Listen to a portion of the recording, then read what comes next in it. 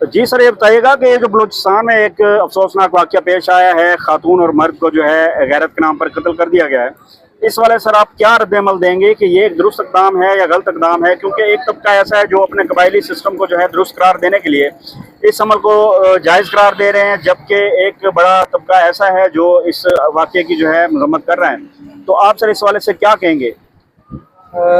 جیسا کہ آپ جانتے ہیں کہ پاکستان ایک اسلامی ملک ہے اور یہاں پہ قانون کی پاسداری ہونی چاہیے۔